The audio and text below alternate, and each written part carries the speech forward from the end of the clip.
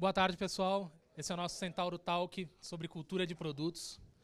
Eu queria apresentar para vocês, na verdade, os gurus que vieram falar para a gente hoje. Ricardo Tadashi, Paulo Chiodi, Mirelle Nogueira, Cássio Cosafave, Evandro Maciel. Mais melhor do que isso, eu vou fazer agora cada um deles se apresentar, né? Acho que faz todo sentido. E quem já ouviu pelo menos um episódio do podcast do Paulo vai se vingar agora, porque eu vou perguntar para ele: quem é Paulo Chiodi? Paulo Chiodi. Boa tarde, tudo bem? Então, já que é o Product Gurus, então oi, tudo bem com vocês? Meu nome é Paulo Chiodi e vocês estão ouvindo, não vendo o Product Gurus agora, né? O Paulo Chiodi é um cara louco que reuniu esses 4 malucos aqui na Centauro, que é uma empresa que eu admiro muito, para a gente falar de cultura de produtos. E muito obrigado pelo convite. Gostou? É uma bio... cheguei atrasado, não posso falar muito. Boa tarde, pessoal, tudo bem? Meu nome é Ricardo Tadashi. Primeiro me apresentar como pai do Vinícius, meu pequeno arteiro. Trabalho na parte de... Bonitinho ali. Trabalho na parte de produtos, tenho conhecimento também de TI, tenho formação de TI. Conheci esse louco aqui há pouco tempo. E é isso. Vim para falar besteira junto com o Chiodi e com o pessoal. Então, eu sou a Mirelle, amo viajar, fiquei um tempo fora do Brasil, depois voltei, virei produteira e estou por aí, rodando o mundo e sendo produteira também. Estou na Taps Games agora. Gente, então, me chamo Cássio, eu sou Marvete, ok? Eu sou apaixonado por esse mundo de games, apaixonado por esse mundo nerdístico. Há 6 anos eu estava na Local Web, agora há menos de um mês eu estou no iFood, sempre como PM, nesse contexto. E vai ser um prazer conversar com vocês. E espero que não seja só a gente falando também, gente. A ideia é ser uma conversa, é ser um bate-papo, que às vezes a gente subestima o poder do bate-papo. Há 2 meses atrás, esse senhor aqui, eu não conhecia, me chama no LinkedIn, um cara chamado Paulo Chiodi, falou assim: Cássio, eu gosto dos seus artigos, vamos conversar? E dessa conversa saiu um monte de coisa boa até chegar hoje, por exemplo. E é um prazer estar aqui. Bom, boa noite, sou Evandro Maciel. Estou há 7 meses como Product Manager no iFood. Sou formado em sistemas de informações, mas sempre olhei tecnologia como um meio, nunca como fim, procurando a área de negócios, querendo impactar a vida das pessoas através do desenvolvimento de algo, de negócios, e cair na área de produtos. Passei do mercado tradicional, desenvolvimento de produto, cascata, declaração de escopo, declaração técnica, e aí eu entendia que o go-to-market e as necessidades demoravam muito tempo para chegar na mão do cliente. E aí comecei a estudar Eric Ries, Lean Startup, me aventurei em São Paulo e dentro de algumas startups, caí na Nextel e hoje estou dentro do iFood trabalhando com produtos. E aí, aproveitando, Product Gurus surgiu muito como uma sátira realmente de, cara, um monte de gente falando de produto, e aí, Product Gurus, a gente falava de biscoito e frases de efeito de que todo lugar você ouve e fala. Então, eu não tenho a intenção de ser o dono da verdade sobre cultura de produtos. Como o Cássio disse, acho que a comunidade e as trocas que vão surgir aqui vão ser bem ricas para a gente sair construindo e disseminando o pouco que a gente sabe e aprender um pouco mais cada dia, assim como desenvolver produtos com melhoria contínua e por aí vai. E ele é o nosso quê? Buzzword Man. Certo? Já começou já com os buzzwords.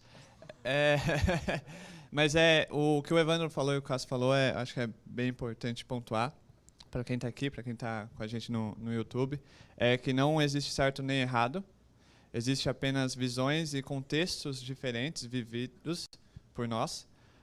Então, o que a gente for falar aqui não é gravado na pedra, mas foram visões e opiniões que a gente construiu no decorrer da nossa carreira e vendo outras pessoas, principalmente, errando. E aí a gente aprendeu como fazer certo. Tá bom? Legal. Cássio, quer falar?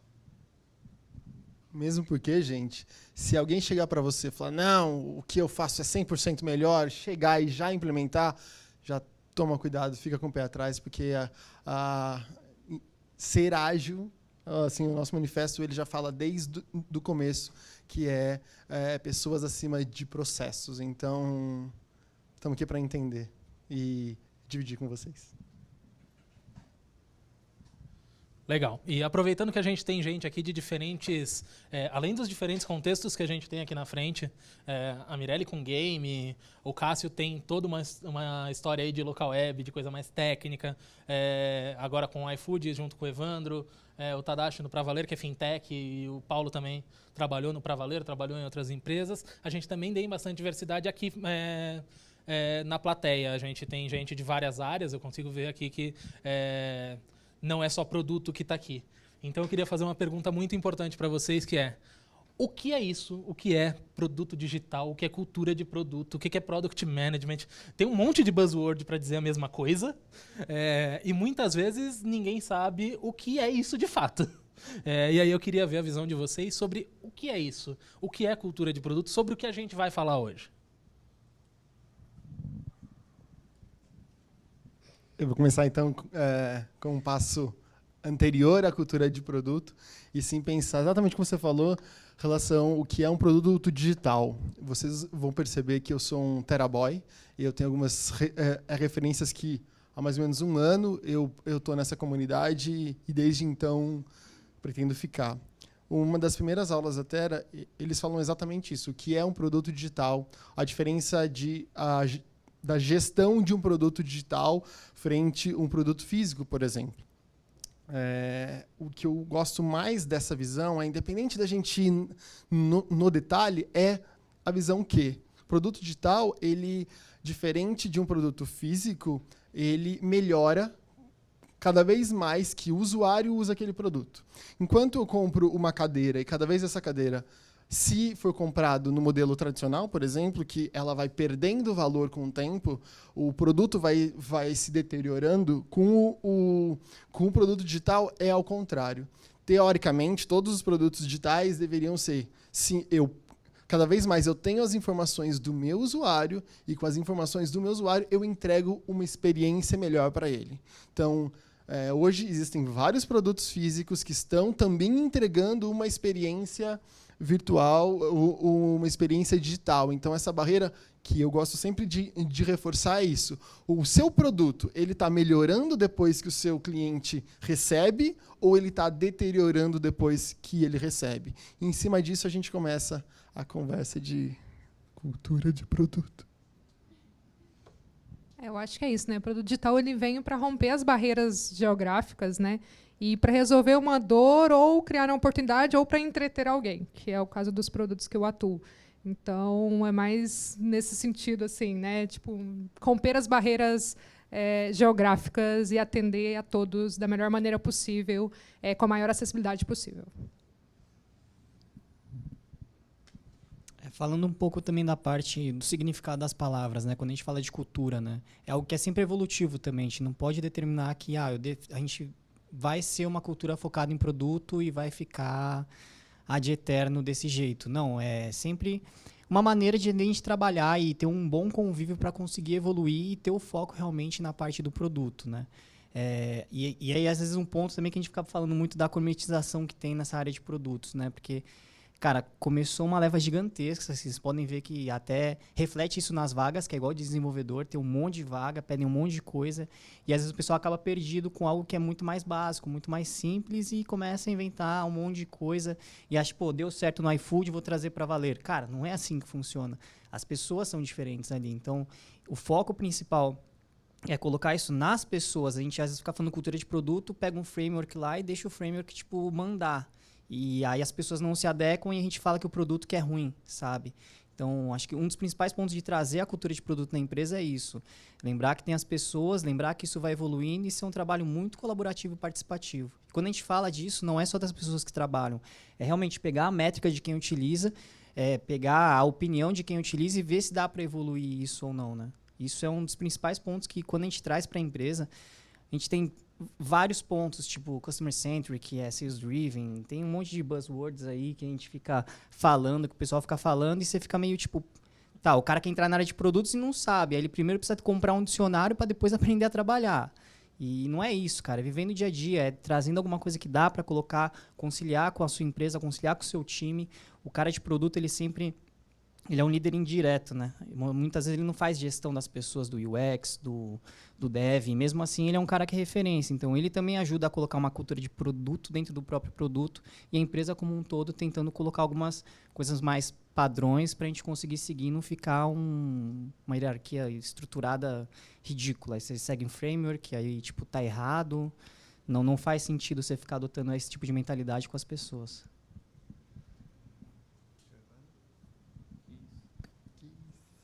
Bom, eu gosto muito de diferenciar produtos digitais de produtos industriais e até a forma como você começa a construir, né? Por exemplo, quando você vai desenvolver um produto, não existe uma receita de bolo para você começar pela tela do login, por exemplo.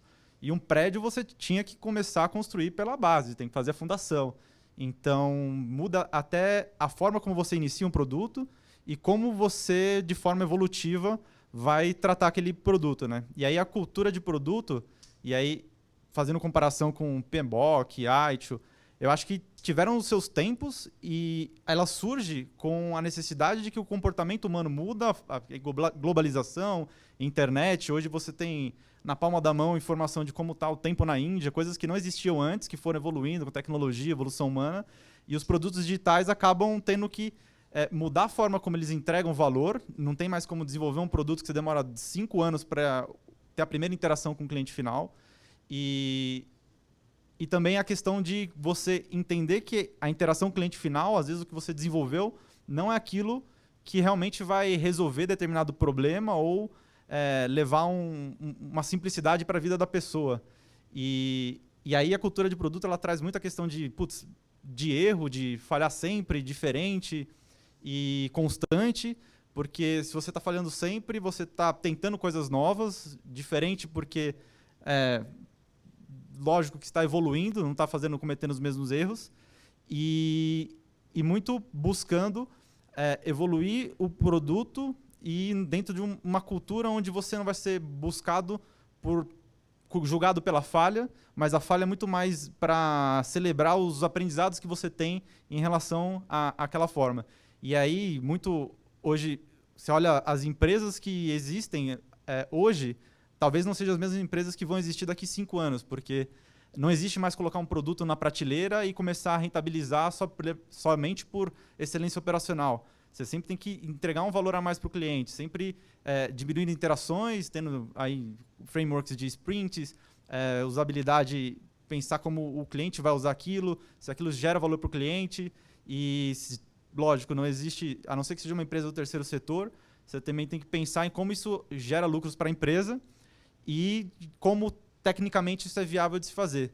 E para mim vai muito nessa linha de como o comportamento do consumo muda, como a tecnologia muda a forma de se fazer produto, e isso traz toda essa cultura de produto, mas mudando a semântica, existem a cultura de design, cultura de outras coisas que aí trazendo todos os buzzwords, centrada no cliente, baseadas em dados e sempre tendo um impacto para o cliente final que dando a cadeia de valor, se você gera valor para o cara, ele escolhe comprar aquilo, você está gerando valor para o negócio e, claro, se gera valor para ele, é tecnicamente factível.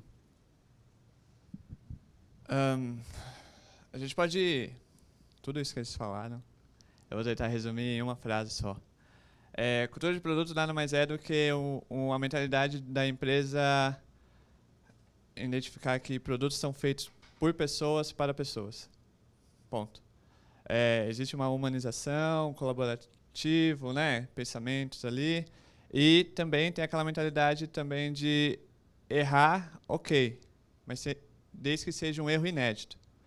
Se o erro não for inédito, temos um problema, né?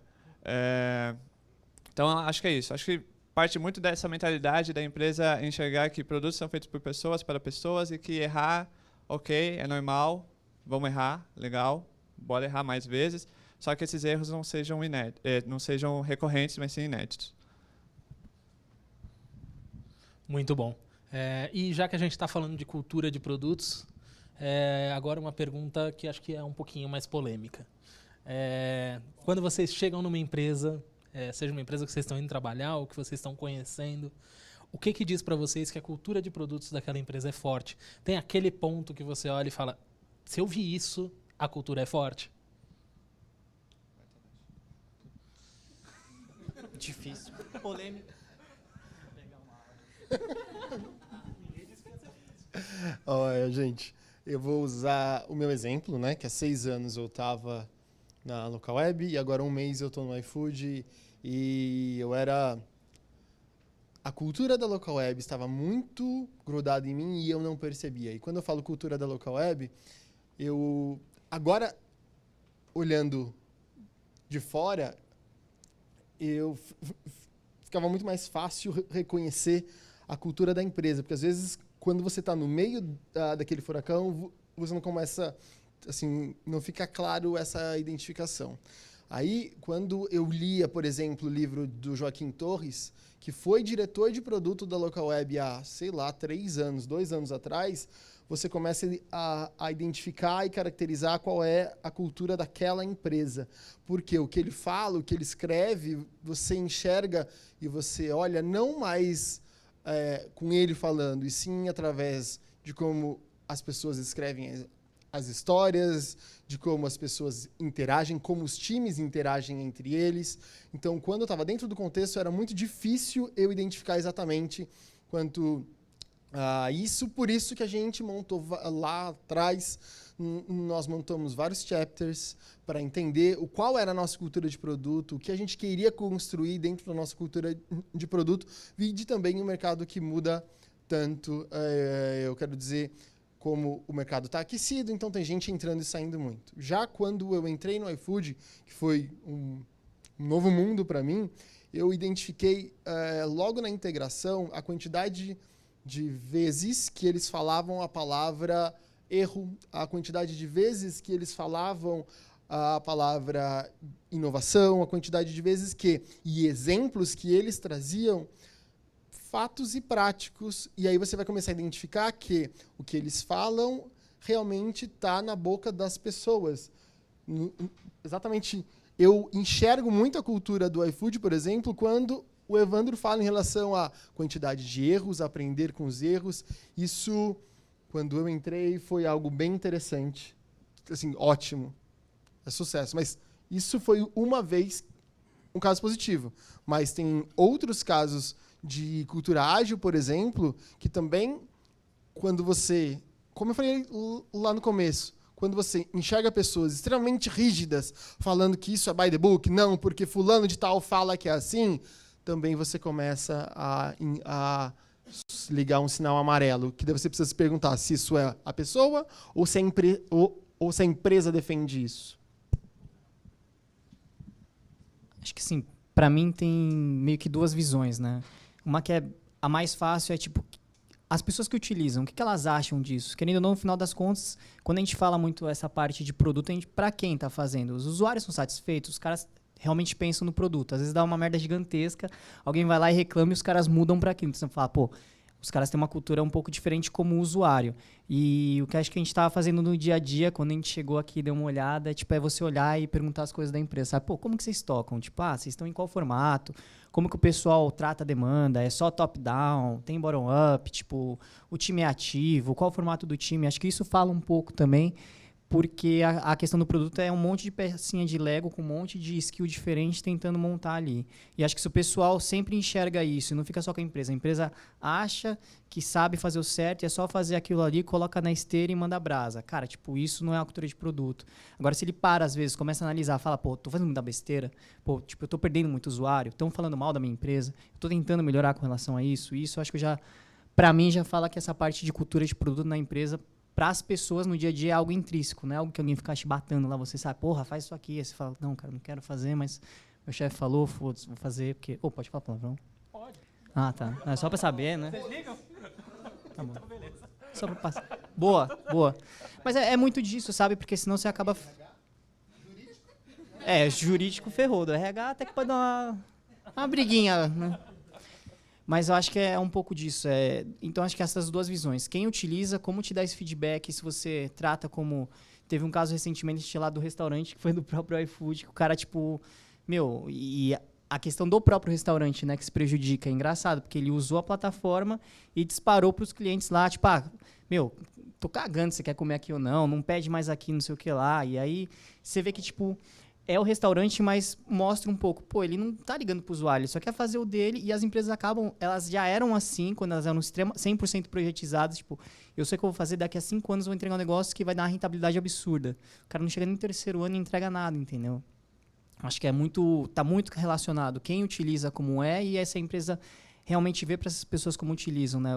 A parte, hoje em dia, da digitalização... Acho que o principal ponto é o empoderamento do cliente. Antes ele não podia escolher, ele comprava o menos pior e que o dinheiro pagava. Hoje o cara tem um poder de compra absurdo. Ele decide, ele sabe se ele fica com você e querendo ou não, a qualquer momento ele pode, 10 segundos, 2 cliques, ele escolhe o seu rival. E você acaba perdendo o jogo por conta disso. E cada vez mais tem que pensar nisso. E a parte da não glamorização disso é que, tipo, você tem que pensar na rentabilidade. O seu produto também, querendo ou não, é um ser vivo ali. Você tem que fazer aquilo, pagar a conta, entendeu? Então, tem que saber equilibrar bem essas duas visões.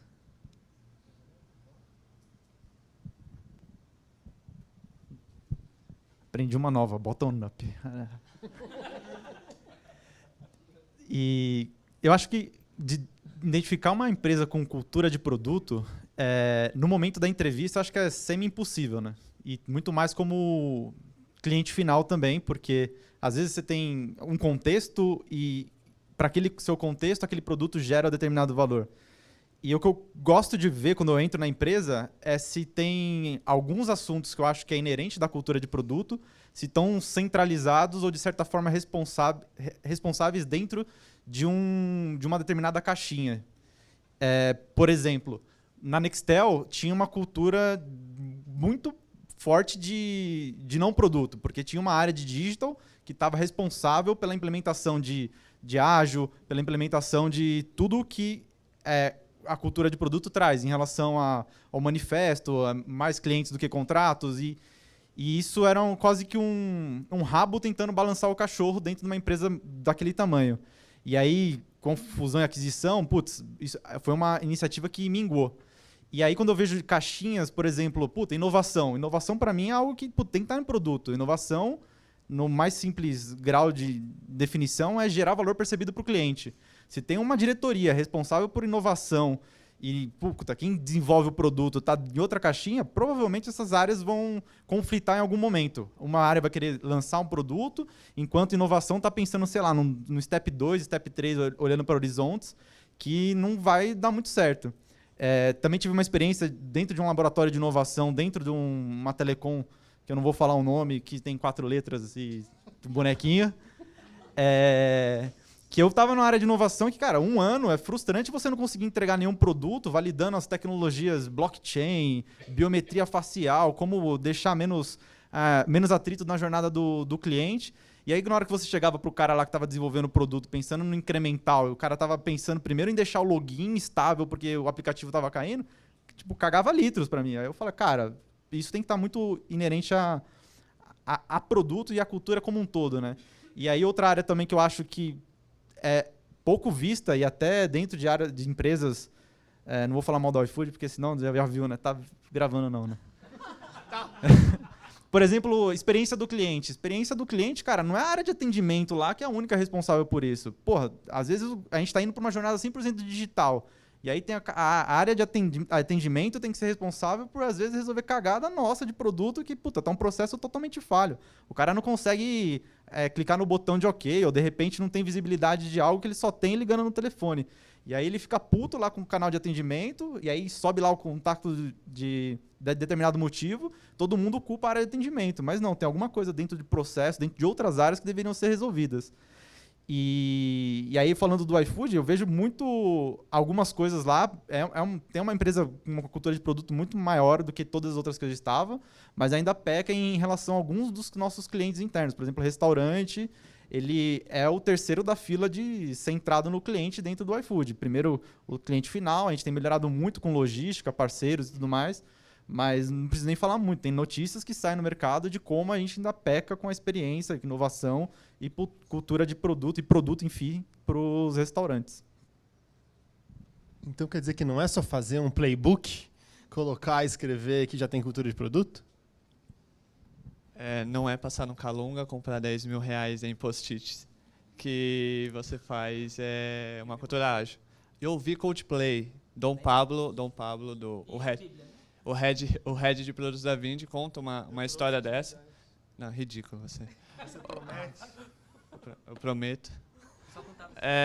Mas o Pablo, Dom Pablo, o head de produtos da Vindi, ele contou uma história dessa, que é surreal. No episódio dele, no Product Gurus, que tem uma história no mercado financeiro que um executivo foi para a Baía de São Francisco, olha lá, onde mais seria, né? Vale do Silício, logo ali. E ele foi, voltou, passou no Calunga, 10 mil reais de post-it, chegou na empresa, distribuiu post-it e colocou Coldplay. E ele falou que isso iria melhorar a inovação, ia fazer uma cultura, um ambiente mais ágil. Não sei, acho que se ele tivesse colocado Anitta, acho que eu garanto que seria ágil. A cultura. Né? Mas é isso.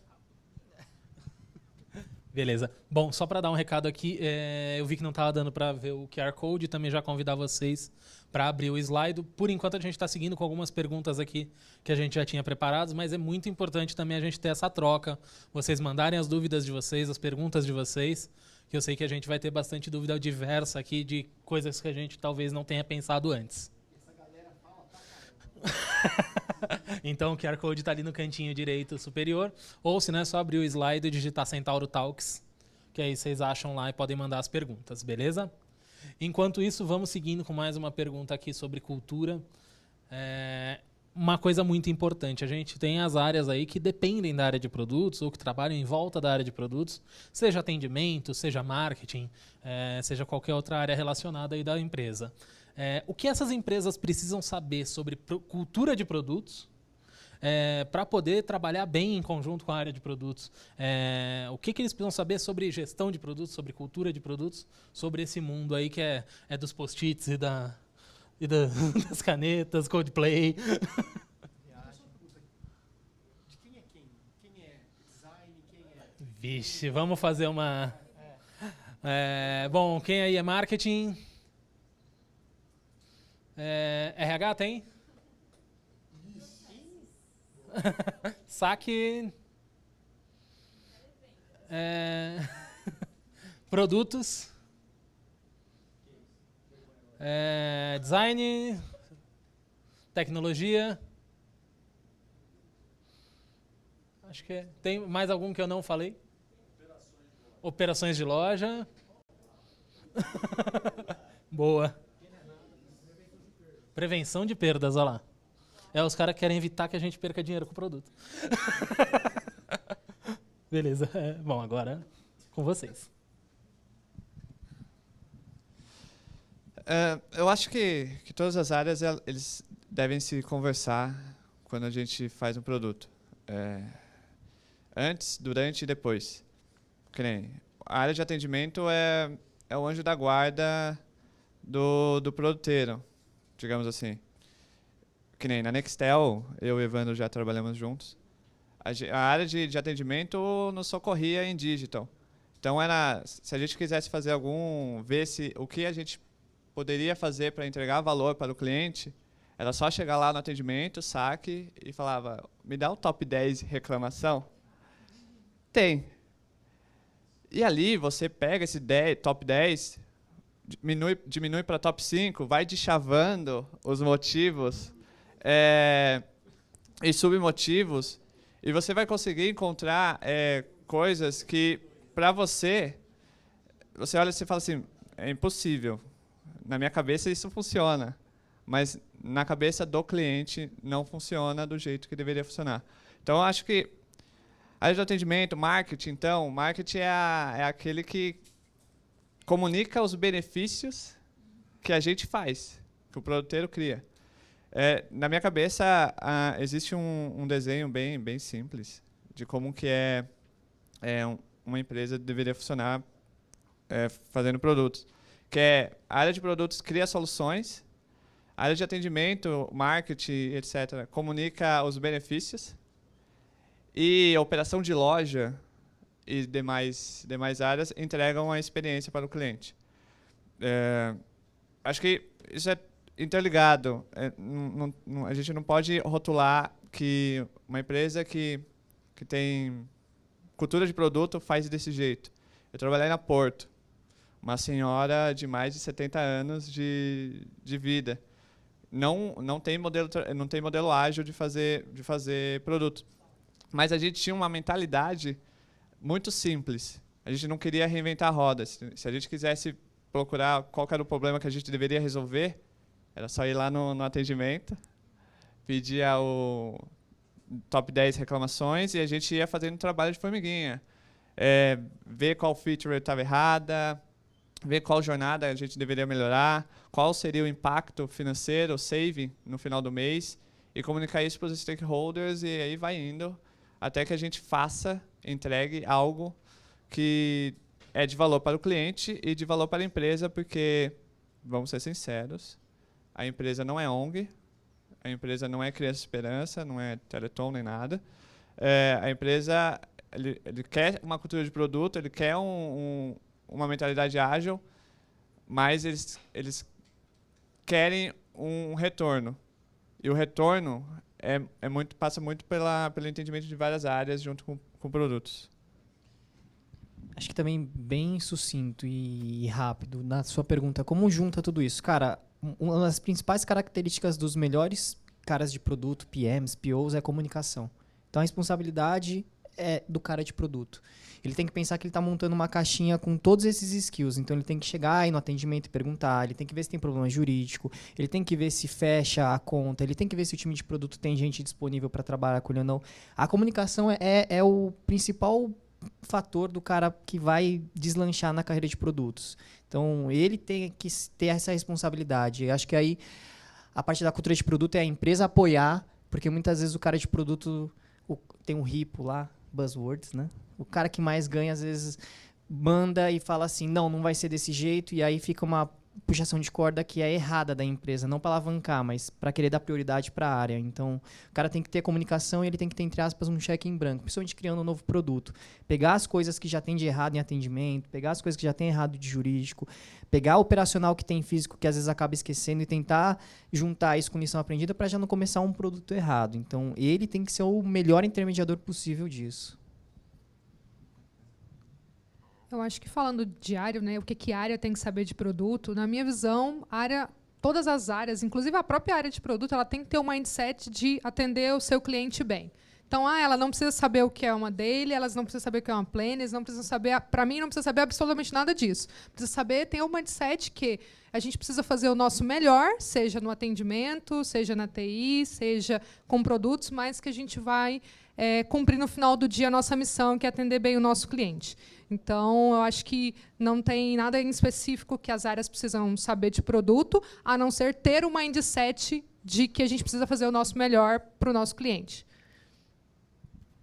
Por isso que eu acho extremamente ingrato o nome Product Owner, dono do produto.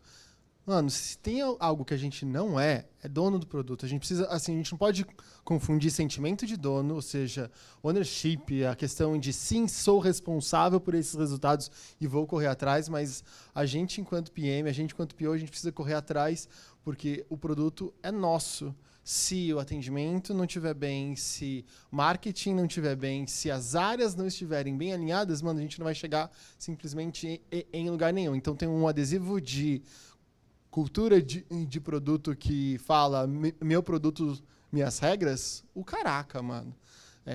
Nosso produto, nossas regras, porque senão vira um grande cabo de guerra entre o marketing, entre engenharia, entre operações, cada um querendo dar o seu pitaco.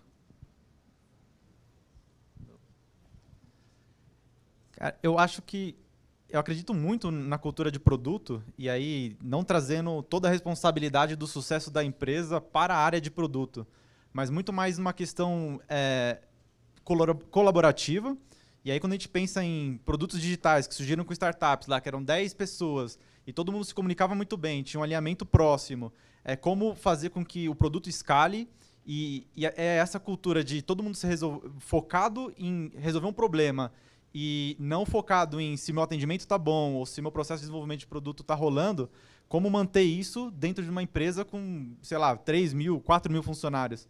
E até uma das dores que a gente tem hoje no iFood, que, cara, depois que teve o aporte da SoftBank lá em 2018, a empresa saiu de 400 funcionários para 3 mil.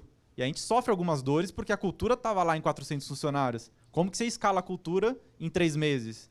E eu acho que todas as áreas têm que conversar e ter um alinhamento muito próximo. E aí, olhando para processos de admissão, seletivo, que eu sentia muita dor, por exemplo, quando eu fui contratado por uma transformação digital numa grande empresa, e eu tive que ir pessoalmente entregar meus documentos, sendo que todas as entrevistas eu fiz por Hangouts. Tipo, cara, não faz sentido nenhum. E aí entender que a cultura, não só pela cultura de produto, mas como que o mindset da empresa tem que sempre estar olhando processos. E aí eu sou muito fã de Lean Startup no Build, Measure, Learn. Para tudo você consegue fazer isso. Quando você faz algo, você não fez excelente, porque sempre tem alguma coisa para melhorar. E aí, eu ia falar de produto, mas, por exemplo, produto, quando você passou por todas as etapas, fez teste de usabilidade, você inteirou, você fez toda a parada lá, definiu o MVP, quando vai para a rua, produção, cara, é outro mundo. São outras reações que tem. E eu acho que produto tem que levar muito isso, e aí tentando ser empático e levar com a linguagem de outras áreas. Por exemplo, marketing nunca entende que MVP não é um produto mal acabado, é piloto, e como que consegue alinhar todo mundo para que o processo de melhoria contínua role e a cultura e esse mindset se escale para a empresa como um todo. Acho que começou a chover, né? Não sei. Acho que sim. Vamos lá, agora pegando o gancho aí na última fala do Evandro, vamos pegar aí Lean Startup e diretamente MVP. MVP sempre tem uma grande discussão de o que é o mínimo. MVP é o mínimo produto viável, mas o que é o mínimo? Cara, acho que um dos pontos que eu estava lendo bastante, acho que foi do Gibson Biro que ele estava falando, foi o CPO do Netflix durante 2005 e 2010, desse boom, né? O mínimo é você atender o cliente de forma satisfatória. Levou a barra, Gibson, CPO Netflix. Ah, obrigado. Não, mas tem um livro ainda, que tem a Bíblia aqui. Não, mas, você tem que pegar a jornada do seu cliente, o objetivo que você quer, com o mínimo possível, e ele consiga fazer isso de forma satisfatória. Porque às vezes você coloca um negócio que o produto é excelente, mas a experiência é horrível, e o cara fala que o produto é ruim. E no final das contas, tipo, você fez tudo certinho, e pela ânsia de entregar, pela data que você prometeu lá para Deus e o mundo, top-down, que depois cortou metade a sua data, e você fica maluco da vida, você faz um negócio que você matou o produto no primeiro dia. E aí, cara, não tem como voltar. Depois que cair na boca e falar, o produto é horrível, nem use isso aqui, nem baixe isso aqui. Cara, esquece. Você vai ter que mudar muita coisa para tentar voltar de novo e pegar fôlego. Polêmica, né, que diz. De novo, gente, isso não tem certo, não tem errado. Muita gente defende, exatamente como o Tadashi estava falando, pensa em uma pirâmide, onde a base são aspectos extremamente funcionais, e quando você vai caminhando para cima da pirâmide, são aspectos mais emocionais, são aspectos já que a gente começa a falar com desejos. Então, muita gente fala que alguns autores falam que o melhor MVP seria você pegar e tirar uma fatia desse triângulo, onde você pega tanto aspectos funcionais e básicos, como também aspectos de usabilidade e tudo mais. Ótimo. Contudo, discordando de muita gente, mas isso não é que eu estou certo, eu olho muito o MVP no sentido de você hipotetizar, você criar hipótese. Qual é o menor passo que você pode dar para garantir, para ter minimamente garantias que aquele caminho que você está traçando é o certo? Aí, eu mesmo descarto aquela pirâmide, desde que todos todas as áreas da empresa, que não só produtos, estejam muito bem alinhados e comprados com aquela ideia.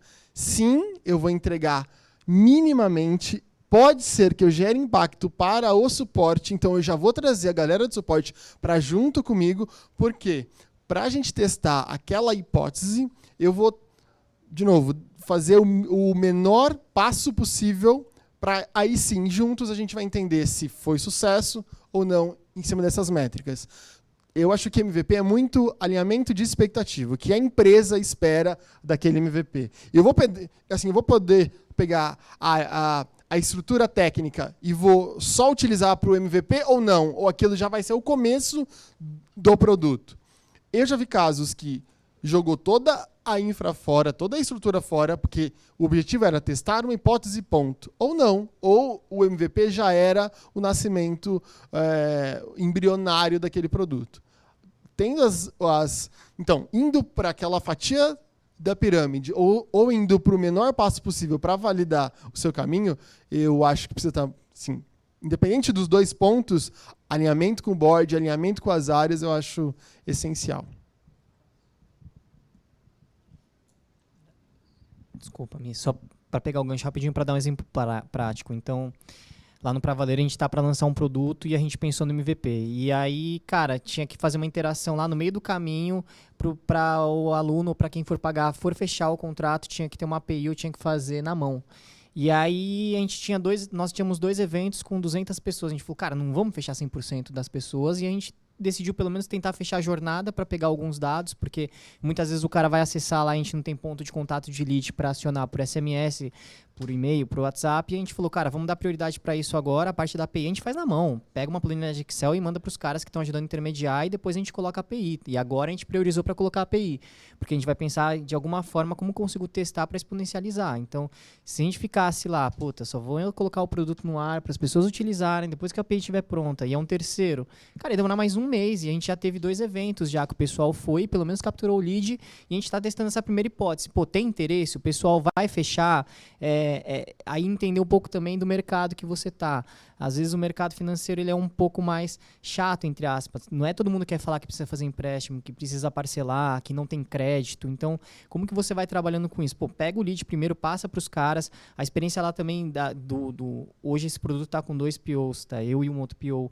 E ele foi lá na ação física. E aí ele viu que muita pessoa não abordou, mas depois a gente foi ver no GA e muita pessoa acessou. Então a gente falou, porra, a gente não pensou nisso. A gente preparamos um monte de folheto, o cara foi lá, só que ninguém perguntou. Porque ninguém vai falar assim, pô, tô precisando pegar um tipo de empréstimo, entendeu? O cara não vai fazer isso. E então você vai aprendendo e vai, pô. Então agora, se a gente for abrir para mercado aberto, se vem um monte de lead e o pessoal se interessou, agora vamos dar prioridade para a parte da API, para a integração. Por enquanto, o MVP Concierge vai fazendo na mão e toca isso. Eu acho que isso que o Cássio falou é super importante, alinhar as expectativas, mas já dizia Paulo Caroli, né, que não é entregar um pedaço do bolo, né, mas entregar um cupcake para o cara, porque se ele pegar um pedaço, ele falar que está faltando algo aqui. Então, dosar e alinhar e realinhar e outra. Ir para o mercado e deixar o seu cliente falar e escutar e ir iterando, porque se você ficar esperando o MVP perfeito, você nunca vai chegar nele. Famoso carinha de MVP, corpinho de IPO, né? Cara, o MVP depende muito, acho que até de tamanho de empresa, de contexto, do que vai ser, né? Quando a gente olha para um produto que está surgindo no mercado, não sei se todo mundo já teve a oportunidade de ver aquele exemplo do patinete, que é um skate, vira um patinete, mobilete, que é super bem utilizado para falar sobre MVP. A pessoa está com um problema de locomoção, para ir de um lado ao outro, para ir para o trabalho. Porra, se eu tivesse um skate hoje, eu chegaria muito mais rápido do que se eu fosse a pé. Resolve o meu problema de mobilidade. Agora, se eu tivesse uma roda de um carro, o que eu ia fazer? Nada, ia continuar andando. Só que eu valido uma hipótese, eu começo o MVP com um porquê, e eu sei que eu vou gerar valor resolvendo um problema de mobilidade. E aí, quando olha, por exemplo, dentro do iFood, um MVP, a gente tinha um desafio de restaurantes que não contratavam a nossa logística, que tinham entregadores próprios, mas em determinados momentos eles tinham overbook dos próprios entregadores. E aí existe uma hipótese de que se a gente disponibilizasse para eles contratarem entregadores avulsos, isso aconteceria. Então, como validar essa hipótese com o MVP? E aí, olhando para o MVP, eu gosto muito de... E até no Inspired o Mark Kengan fala que não deveria ser o mínimo produto viável, mas o mínimo protótipo viável. Como que a gente pega determinado público e aí, pensando numa forma bem operacional de se validar a ideia, a hipótese, colocar um botão ou o cara levanta a mão quando ele precisa de alguém. E aí você tem alguns motoboys específicos para aquela região durante um tempo para validar aquela ideia. Então você não precisou desenvolver produto, não precisou passar por desenvolvimento tecnológico, você estava resolvendo um problema e existe um determinado valor para aquilo. Putz, beleza, tem valor para o cliente. E aí você vai para os 4 grandes riscos que você tem que mitigar. Se gera valor para o cliente, se o cliente compraria ou escolheria o seu produto em detrimento de outros, e aí valor para o negócio e se é tecnologicamente factível. E aí, para cada tipo de risco, existe um MVP. Se vai ser um MVP técnico, se vai ser um MVP de usabilidade, ou se vai ser um MVP de valor para o negócio, enfim. Eu acho que vai muito nessa linha. É difícil, né, falar depois do que eles falaram. Mas eu vou tentar ilustrar o que seria um MVP. Todo mundo aqui conhece Kanye West, ou Kanye West. Não sei se vocês sabem como que ele faz o disco. Ele meio que ele escreve as letras, ele faz a batida, mas ele não lança de imediato. Ele fecha um teatro, coloca a demo, vai lá numa sala e fica vendo como que o público daquele teatro se interage com a música. Se a galera começa a dançar, ok, eu volto para dentro da gravadora e começo a melhorar ele e solto. O Kanye West também já soltou CDs, putz, velho pra caramba, né? CD. Soltou álbuns no Spotify que receberam atualizações depois do lançamento. Acho que MVP passa muito por isso. Você criar um mínimo, que é uma demo, colocar na rua, ver a reação do público, do seu público, para aquela demo. Se faz sentido levar para dentro da gravadora e colocar os instrumentais, fazer todo o refinamento ali de voz, e aí lançar. Acho que eu consegui ilustrar de uma forma mais pop e popular o que é MVP. Mas a gente nunca pode esquecer do objetivo lá do comecinho. Ótimo que o Kanye West fez isso, mas a gente não pode esquecer que o Liga da Justiça também foi assim, não é mesmo, gente? Eles levaram várias pessoas para o cinema, muita gente não gostou, achou muito sombrio e realista, e eles mudaram o filme, esqueceram o público-alvo e lançaram um dos piores filmes de super-herói. Eles conseguiram estragar histórias de Batman, Super-Homem, que teoricamente é o primórdio desse mundo. Então, tem 2 casos que os 2 escutaram o cliente, só que um escutou e uniu ao que ele tinha de propósito, tinha de missão, e não esqueceu do seu público-alvo, enquanto um embarcou nessa história de escutar 100% e não filtrar, e simplesmente esqueceu qual real o público-alvo dele e deu uma nhaca. Nunca pode esquecer da história das métricas de vaidade, né? Dependendo de qual métrica você escolhe para conseguir descobrir se aquilo deu certo, você pode achar que deu certo quando na verdade não vai dar. E ainda indo na linha de MVP, acho que existe um outro desafio, né? E quando o MVP dá muito certo? Você fez o MVP, você arrebentou de vender, arrebentou em todas as métricas, só que a gente tinha ali um MVP, como o Cássio falou, um mínimo protótipo viável. Como que a gente faz para segurar essa emoção, essa pressão que vai surgir depois de falar eu quero esse produto em todas as 200 lojas amanhã, eu quero esse produto no mundo inteiro amanhã, com 1 milhão de usuários. Como que faz isso? Eu vou compartilhar algo que a gente está vivendo agora, que eu estou vendo especificamente no iFood. Lá eles se dividem muito em cima de lanchas e navios. lancha ou jet ski são grupos, são squads que testam hipóteses, que pode ser que dê certo, pode ser que dê errado, e dando certo passa para lanchas ou navios, que aí sim são times que a gente fala mais estruturantes, que então pegam aquela ideia que já foi validada e começa a trazer para dentro. Em setembro, mais ou menos, foi lançado o MVP, que tinha uma infraestrutura extremamente precária, que era assim, estava em um jet ski, então era esperado que fosse precário, que basicamente mudava um pouco do modelo, que era, a pergunta era, restaurante, você quer dar um cupom para o seu cliente? Porque toda hora eu iFood, estou pagando esse cupom, você gostaria de dar esse cupom para um cliente? Então, você inverte a lógica, que não é o iFood que dá, e sim o próprio restaurante que se patrocina em cima de R$10, R$15, que seja. Depois de 3 meses, isso virou um dos pilares de crescimento do iFood, que agora a grande parte da área precisa estruturar isso para que o quanto antes mais cidades, mais restaurantes adotem esse modelo. Como a gente respondeu a isso, que isso eu estou vivendo lá? É foco. Sim, nós acreditamos no modelo de lancha, sim, nós acreditamos no modelo de barcos. Mas o que aconteceu foi que a gente pegou algumas áreas dentro de promoção, a gente tirou todos os objetivos da lancha, juntou todo mundo dentro da mesma squad e falou, agora o nosso objetivo é tornar viável e escalável esse MVP. Só que daí a diretoria teve que assinar junto, a empresa teve que coragem para falar, nós não vamos fazer tudo isso, mas a gente vai focar porque a gente achou uma mina. Já com algo assinado que, com Timebox, que eu gosto muito, que é, depois de X tempo, voltam os jet skis, porque se a gente ficar nesse esquema de todo mundo, a gente nunca mais vai achar outras oportunidades, outras hipóteses que deram tão certo. Beleza, fiz o MVP e o MVP deu super certo. Cara, é escalar e se não escalar é culpa de engenharia.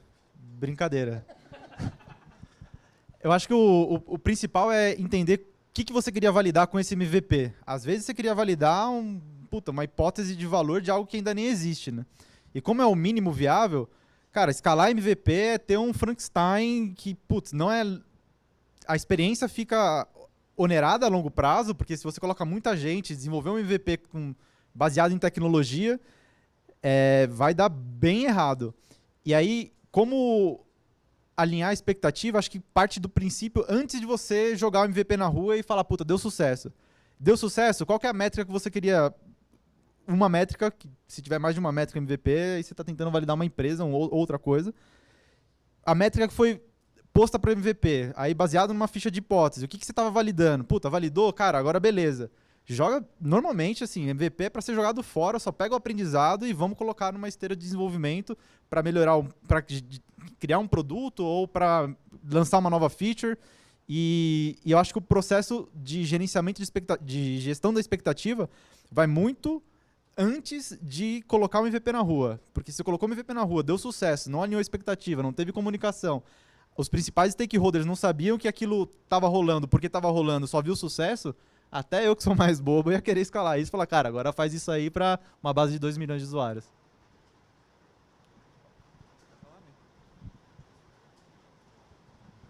Beleza. Pode, só deixa eu pegar o microfone pro pessoal que está assistindo conseguir ouvir.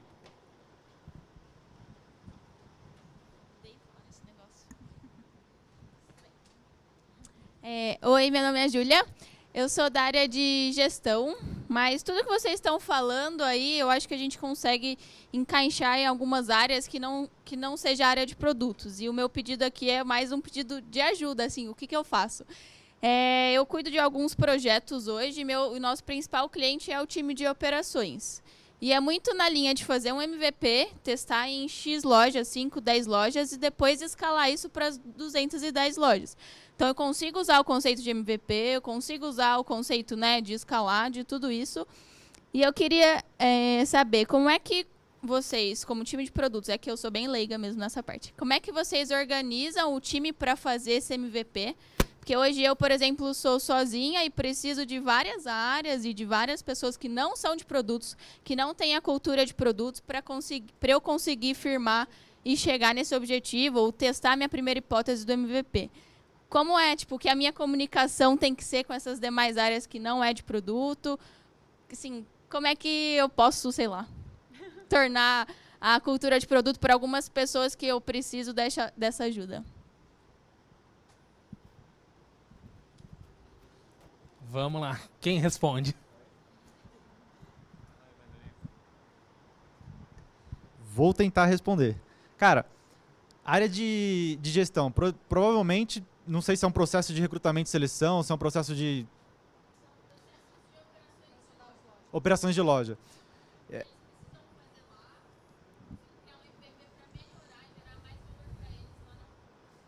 E aí, primeiro fatiar qual parte da operação que você quer melhorar na loja. Por exemplo, provavelmente deve ter reposição de estoque, mas nessa linha, é pegar um processo, uma loja, e conseguir fazer o processo ideal fim a fim, sei lá, para reposição de estoque.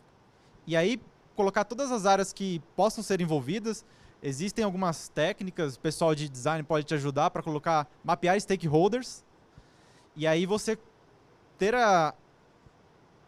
o valor que você quer gerar em determinado processo que deva dentro da operação, e aí pegar uma loja, e aí faz um experimento com tempo para começar, tempo para finalizar. E por que isso? Dentro do Lean Startup ele fala que, e ele coloca até um exemplo de cartas, ele precisava mandar 500 cartas, como que você faz para validar o processo? Você vai selar todas as cartas, depois vai passar, colocar o conteúdo, depois vai fechar. Ou você vai pegar uma carta, vai colocar o conteúdo, vai fechar ela, vai colocar o selo e levar para o correio. E aí ele faz um experimento colocando os dois processos em paralelo. O primeiro processo que você pegou a carta, colocou o conteúdo, fechou, depois ele teve todo esse aprendizado do processo fim a fim com uma carta, e foi muito mais rápido do que fazer um processo industrial de sela todas as cartas. E eu acho que vai muito da essência mesmo do que você quer validar, qual o valor que você quer gerar, qual o processo que você quer melhorar. Pode ser que existam muitos processos a serem melhorados, pode ser que existam poucos, mas escolheria um. Qual que vai ser a sua métrica de sucesso? Seja ter mais produtos disponíveis na gôndola, ou, enfim, definir o sucesso desse projeto, envolver as áreas responsáveis, dizendo que é um experimento e aí existem questões de projeção também. Porra, se você melhorar 10% do tempo de algum funcionário, aí a projeção de impacto para um total. E aí vai escalando depois. Não é que deu certo nesse que você vai escalar para todos. Pô, escala para as lojas da regional. E aí vai subindo porque os aprendizados vão aumentando, dado que, putz, a regional sudeste tem um comportamento totalmente diferente da regional do nordeste. E várias variáveis vão entrando dentro do seu experimento. E aí eu acho que você consegue levar esse aprendizado para frente. E indo bem, assim, seguir evoluindo, ou seja, o próximo passo que você definiu, qual processo, eu gosto muito de fazer epicentro. Exemplo, aquele processo está no centro do seu interesse, certo? Quais áreas você precisa falar todos os dias? Elas são mais próximas, então, daquele epicentro, daquele processo. Quais áreas você pode conversar a cada 3 dias? Então, quanto mais longe a área está do epicentro, menor é o acompanhamento e a conversa que você vai ter no seu dia a dia frente a essas áreas. Olha, existe um processo que a área de atendimento é essencial, ótimo, eu vou sentar 2 horas do meu dia do lado dessa área, porque se der problema com eles, todo o meu processo, o meu MVP vai dar errado. Então, exatamente depois de identificar o processo, faz esse mapeamento de epicentro. Isso me ajuda bastante. E aí, quando você falou que você estava sozinha, me simpatizo também, porque o papel de Product Manager, normalmente, você tem muito trabalho para fazer e, às vezes, você não tem prioridade em outras áreas, você acaba tendo que... gente, é assim. Vamos... Ao vivo é ao vivo. Ó. Bom, se você quiser continuar respondendo... Depois... Saquem seus celulares aí, ó. Aqui não estou sozinho, ó. Continuamos online? Boa!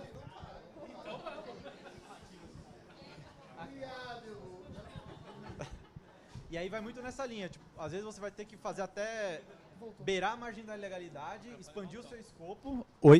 Expandir o seu escopo, fazer coisas que não são inerentes ao seu dia a dia, mas às vezes tem que quebrar essas barreiras e, cara, depois que a sua ideia, a hipótese foi validada, e aí até uma coisa que dentro da área de produtos não pode ter ego, porque a ideia deixa de ser sua, vira ideia da empresa, alguém vai ter uma ideia, putz, eu tive uma ideia muito boa aqui para validar, enfim, e aí por aí vai.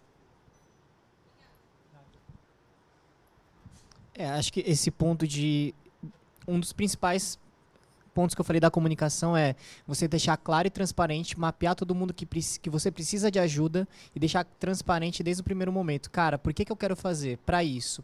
E qual o resultado? Por exemplo, às vezes é a escala de pessoas na loja, entendeu? E aí como que você quer melhorar isso? Hoje é uma bagunça e ninguém sabe.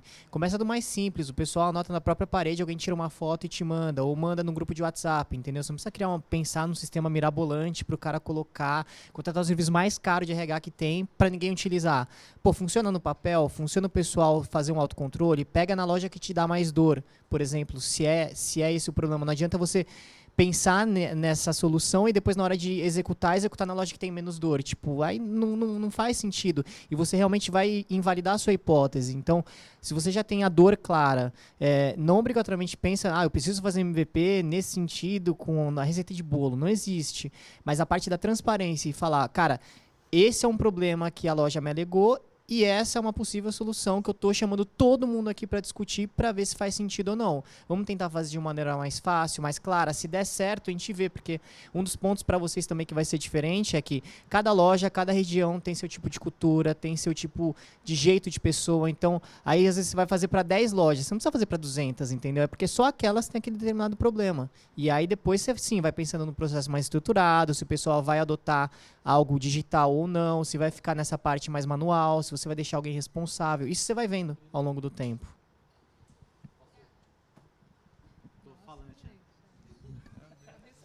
Cara, e assim, procura seus aliados. Sempre vai ter um outro inconformado em alguma outra área que pode, e acho que é só para fechar aí.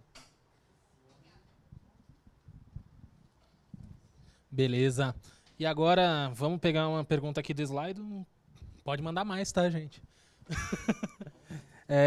Vamos lá. Tem a pergunta do Jean aqui. Vamos lá. Você assumiu um produto que já existe. O que fazer primeiro? Resolver os problemas existentes ou evoluir com inovações para esse produto? Então, eu peguei produtos que já existem e a primeira coisa que eu tentei entender é o que esse produto faz, qual que é a visão desse produto e quem são os meus clientes e qual que é a jornada que esses clientes fazem dentro desse produto. Sem esse contexto, você não consegue dar muitos passos. E aí, provavelmente, você vai descobrir que existem mais dores e mais melhorias para fazer do que inovações. E aí depende da estratégia que a empresa está seguindo.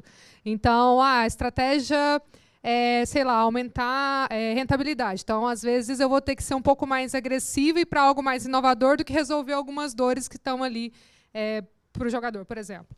Então, depende da estratégia que a empresa está assumindo e depende aonde se quer chegar. Mas sem entender contexto do produto primeiro, você não dá muitos passos. E sim, às vezes, a estratégia da empresa é espremer aquela laranja até sair a última gota de laranja. E tudo bem.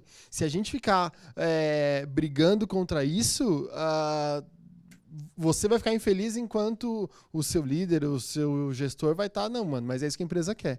Então precisa estar, de novo, alinhamento de expectativas. Então, antes de resolver um ou outro, não adianta ser a andorinha solitária e falar assim, não, eu vou resolver todas as dores, enquanto a empresa está pedindo para que você entregue inovação. Mas a minha opinião, em cima do a minha querência sempre vai ser se perguntar, a jornada do cliente está sendo resolvida, a dor daquele cliente está sendo resolvida. Se não está sendo resolvido, mano, volta para a prancheta e entende isso. Mas isso é o Cássio falando, o dia que eu tiver a minha empresa, eu vou aplicar isso. Enquanto eu não tenho, eu tenho salário para pagar. Acho que um dos principais pontos é não ter tanta pressa em entender mais, ouvir mais do que falar, porque às vezes a gente chega e já quer executar, quer mostrar trabalho, puta, quer chegar arrasando. Primeira coisa, porra, por que tem esse produto? Pra que quer? Como que a gente faz isso? Por que a empresa? Qual o objetivo da empresa em cima desse produto? Começar a analisar também se ele já está sendo utilizado, ele está rentabilizando, porque é isso que a empresa vai estar olhando. Como que as pessoas estão tocando? Já tinha coisa, porque o backlog também, quando a gente fica falando, é muito cara do produto, né? É do time também. Quando a gente fala de débito técnico, péssima experiência, falta de dados, então você começa a conversar primeiro com as pessoas, entende primeiro o produto, entende as pessoas que trabalham no produto para depois você agir. Acho que também é uma coisa que é bem difícil, novamente o Gibson fala, quando a gente fala de inovação, parece que inovação sai no bar da esquina. E, cara, para pensar, as grandes inovações, quem fazem sempre as grandes empresas. É Apple, é Samsung.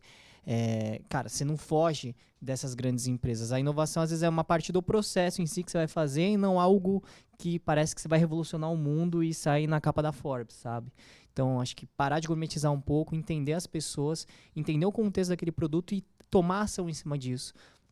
Às vezes você erra, mata o produto justamente por causa disso. Quero inovar. Cara, não precisa. Você está resolvendo a dor final. Tipo, você está rentabilizando, o produto está indo bem. Você vai fazer algo incremental. Você não vai virar o produto do nada e daqui a pouco você cria, ao invés de pessoas que amam o seu produto, pessoas que criticam e odeiam o seu produto e a empresa já não banca mais.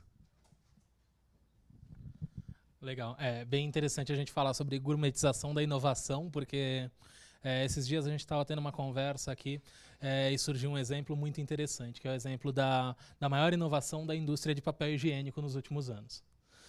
A maior inovação dessa indústria foi esmagar o rolo e mandar para você. Eles conseguiram economizar milhões, conseguiram melhorar a logística, melhorar toda a cadeia, simplesmente pegando o rolo e amassando antes de mandar para você. Então a gente gourmetiza demais muitas vezes a inovação, a gente coloca isso como algo que é fora do comum, quando na verdade se você sair da caixinha você pode simplesmente pensar em amassar o produto e mandar para o cliente que vai ter mais eficiência. Então é bem interessante a gente pensar nisso. Pegando a outra pergunta aqui do slide, a pergunta do Thiago Belisário, como vocês enxergam em termos de branding o fato de empresas na posição de plataforma e não de operador logístico terem que lidar com situações que expõem a marca?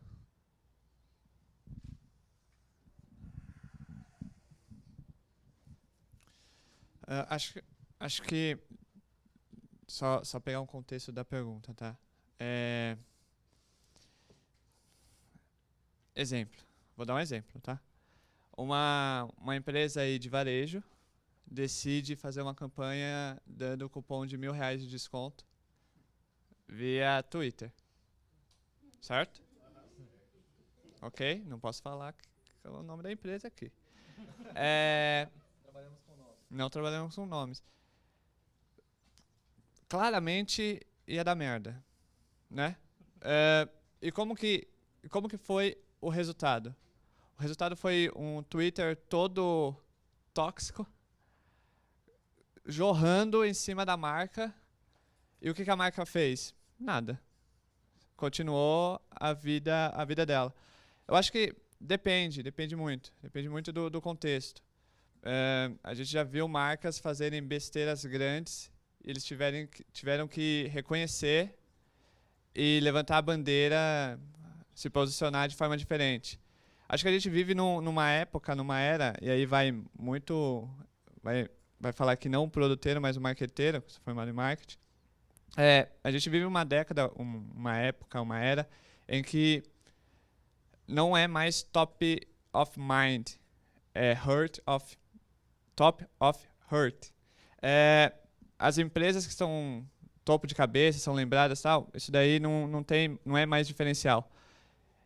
Hoje, as empresas que fazem merda e elas reconhecem os erros, pedem desculpa e continuam a vida, ela cria um laço de uma simpatia, uma empatia, uma humanização com o usuário, com o cliente, que é bem capaz que o cliente e o usuário, no final das contas, critique, mas continue usando.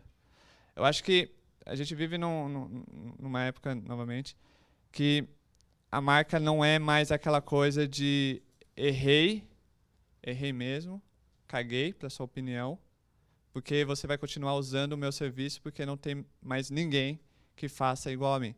Não tem mais isso. Hoje, se uma empresa, já vi isso com uma empresa de delivery vermelha aí no Twitter, por exemplo, eles fizeram uma comunicação muito maior de 18 anos, mas era uma brincadeira, né? Era uma tríade.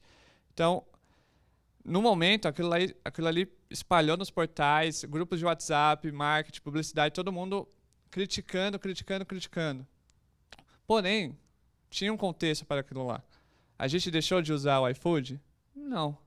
Porque eles levantaram a mão e falaram assim, puta, a gente passou da dose aqui, desculpa, peço perdão, toma R$15 de desconto aí. Mas eu acho que é isso.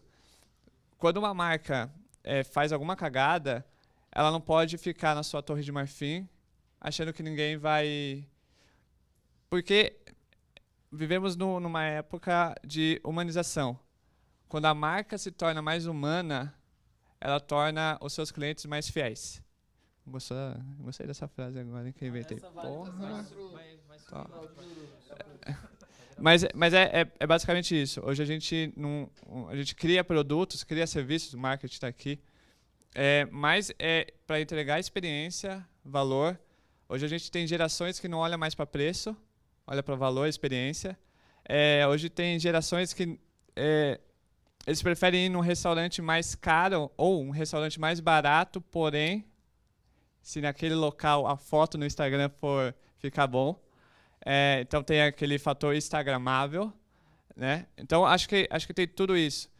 Quando a marca faz cagada, ela tem que levantar a mão, assumir o erro. Pode perguntar. Assumir o erro e bola para frente. E demonstrar com as próximas ações que ela aprendeu com o erro. Acho que é isso. Porque o ser humano é assim, ele erra, aprende e espero que não faça de novo o erro. Tudo bem, pessoal?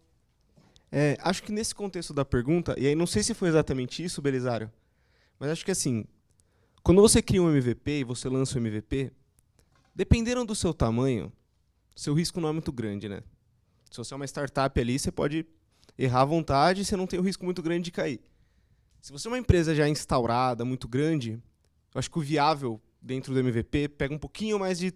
Você tem que fazer isso num ambiente controlado, ou para um percentual pequeno do tráfego, ou, de alguma forma, você tem que controlar o tamanho desse risco que você está correndo. Ou, dependendo do como que não é tão fácil você fazer um MVP assim. Você vai ter que validar hipótese, talvez na rua, construindo um protótipo à parte, não sei como, e depois ir escalando, né? Então, assim, acho muito importante o ponto de não danificar a marca. Acho que estava nesse sentido, não sei, Belisário, mas o viável pega peso quando você é uma empresa muito grande, né? Então, é claro, a gente tem que fazer um mínimo para conseguir validar uma hipótese. Esse mínimo, dependendo da empresa, não é tão pequeno assim. Dependendo da empresa, cara, joga na rua, se der merda, a gente não tem cliente mesmo, se for uma startup, né? Então, acho que é nesse contexto que era a pergunta, eu acho. Concordam? Não sei se faz sentido o que eu estou falando. Não, faz total sentido. Agora que eu sei do contexto, a minha resposta era totalmente diferente, né? Para uma pergunta de ações de comunicação, essas coisas. Mas para MVP, concordo. Uma coisa é você fazer para uma MVNO, eu falo do meu histórico, para você fazer para uma Vivo da vida. É claro que a gente, numa MVNO, dentro de uma seguradora, a gente carrega a caravela da Porto Seguro. Então a gente tomava muito cuidado quando a gente colocava algo na rua ou quando a gente vendia aquele MVP para os corretores, para deixar bem claro que aquilo que a gente está colocando nos corretores era uma MVNO Conecta. Não significava Porto Seguro. Eu acho que existe essas diferenças bem grandes, e impactos também muito grandes. Que nem a gente pode ver enterprises que nem Vivo, Claro, TIM, eles não mexem muito. Porque o impacto, aquilo na marca, e o que faz na base, um mínimo viável feito errado, ele estraga totalmente. 15, 20, 100 mil pessoas que saem num dia se fizer alguma coisa de errado. Eu acho que sim, tem que ter um mínimo, mas tem que estudar antes desse mínimo para colocar na rua.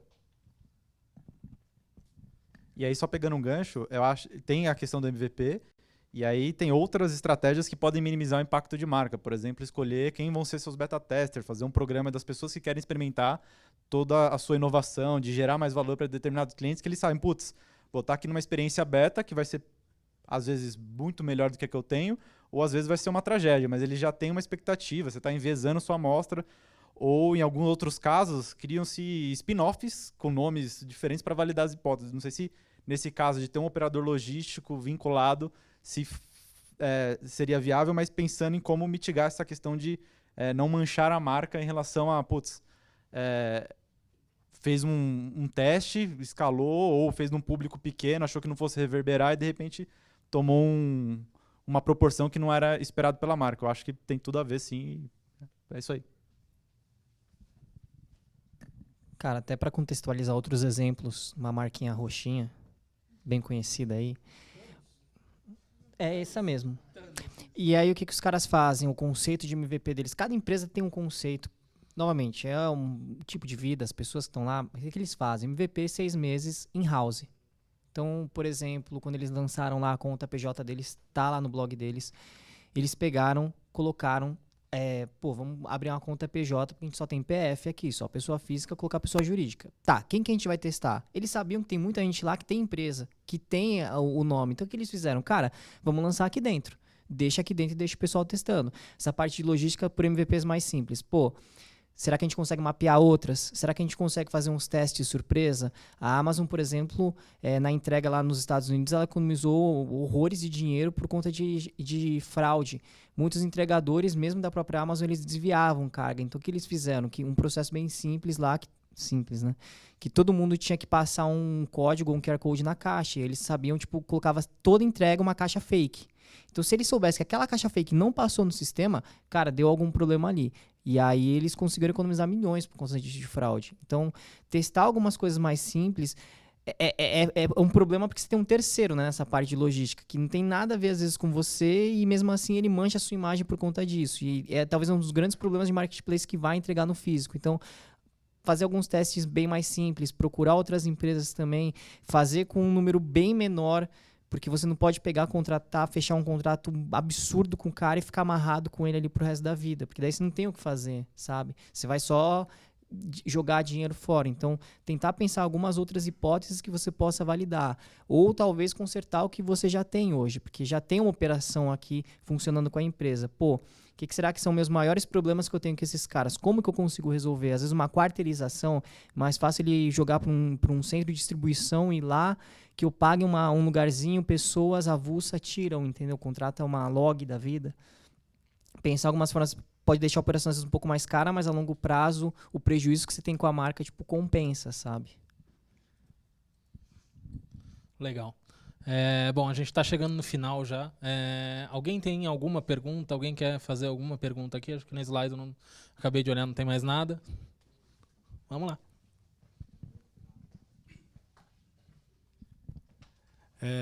Eu queria saber se vocês têm alguma dica para dar para alguém que está desenvolvendo um produto interno que vai ser usado por pessoas da empresa. Não sei se vocês já tiveram alguma experiência desse tipo.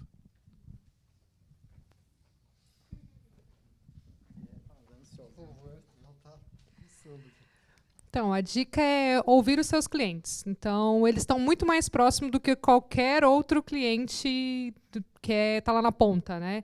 Então, é sentar ali do lado, ver como é que ele faz as coisas, acompanhar o que ele está fazendo, perguntar qual que é a frequência que ele faz aquilo, tentar entender de fato a dor dele e trazer ele para perto de você. Então, aproveitar que o seu cliente está exatamente ali do lado e tirar eu diria que é muito valioso estar do lado dele, porque você pega várias coisas e, às vezes, igual os meninos falaram, a inovação ou a melhoria que a gente vai fazer no nosso produto interno não é algo mirabolante. Às vezes é uma vírgula que a gente se altera, um campo novo que vai fazer toda a diferença para ele lá no final. Então, é aproveitar disso. Porque no final do dia, independente se é interno ou externo, é mapeamento de dor. No final do dia, é métrica. No final do dia, a gente não pode esquecer que a disciplina de produto continua rodando, continua valendo, só que o seu cliente está aqui do lado. Antes ele fazia aquele mesmo processo em meia hora, agora com tal melhoria incremental, por exemplo, você vai proporcionar que ele faça em 15 minutos. Quanto você economizou do dia dele? Trazendo em números, quanto a mais ele vai conseguir ser mais produtivo. Então, você consegue gerar valor e metrificar esse valor também em cima da produtividade do seu funcionário. Cara, se eu fosse dar uma dica, tem alguns passos que eu faria. Primeiro é entender qual o produto que você está desenvolvendo, como que chega a informação para ele e para onde que vai. Que é ter uma visão holística do fim a fim da tarefa, enfim, seja de atendimento ou não. E aí tem o Kagan traz como concierge test, o pessoal de design traz como eat your own dog food, que é, cara, passa um dia fazendo o que o cara faz. E aí entender a dor dele, tipo, na pele, um dia ou uma semana, dependendo do tempo que você precise para entender na pele realmente as dores desse cara. E aí, quando você tem a visão do todo, você sabe quais são as dores dele, às vezes você até ganha o cliente para você.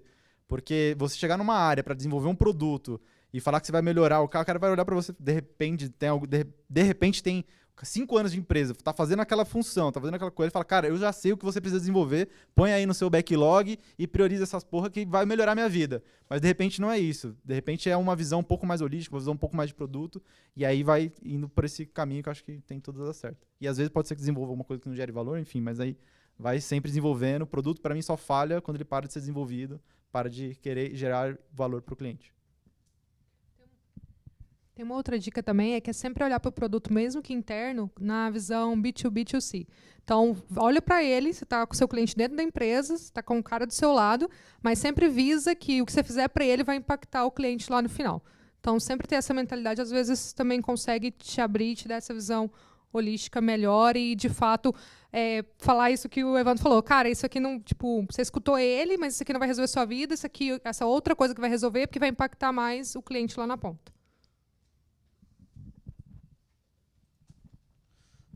Muito bom. Bom, pessoal, acho que tempo a gente já esgotou.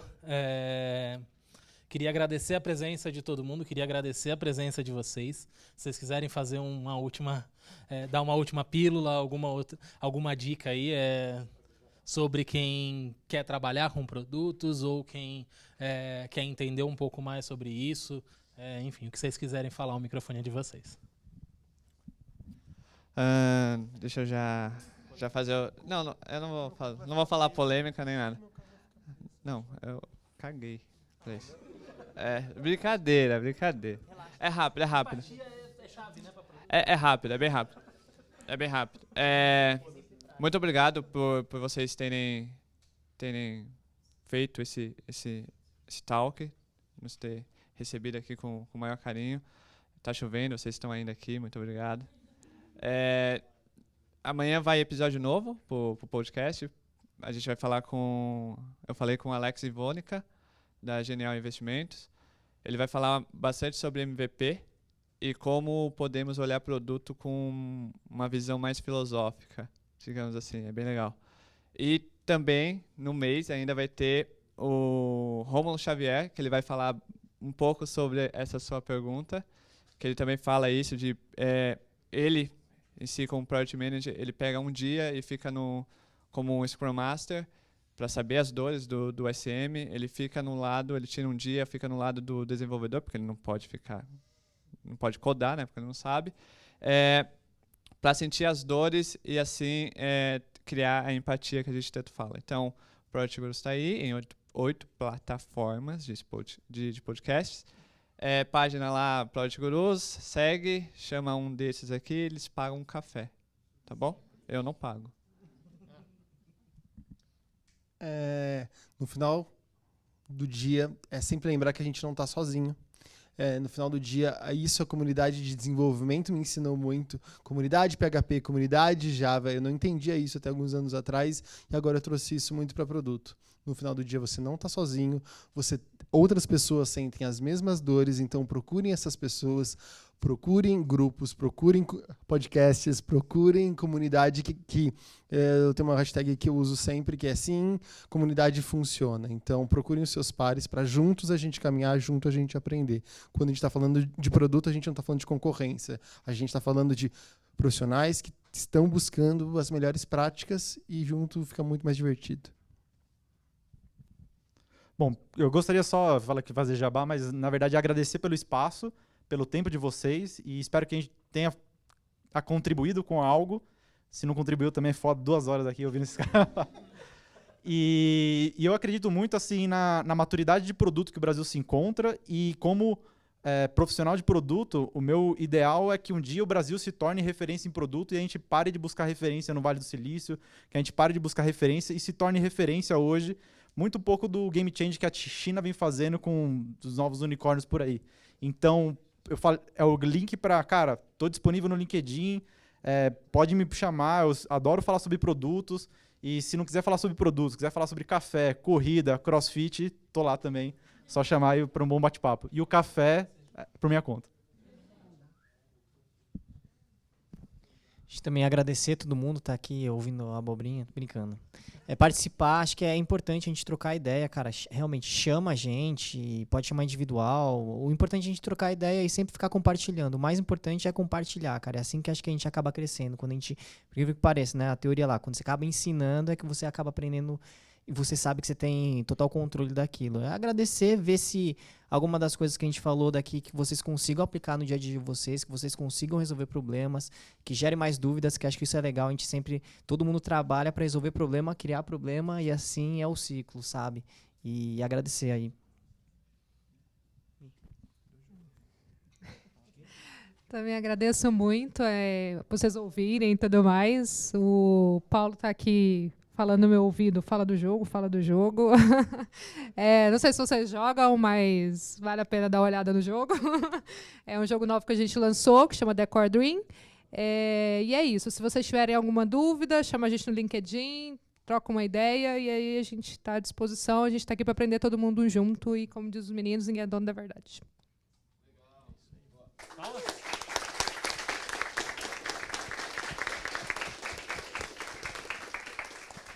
Beleza, obrigado, pessoal. A comida vai sobrar, então quem quiser comer, fica à vontade.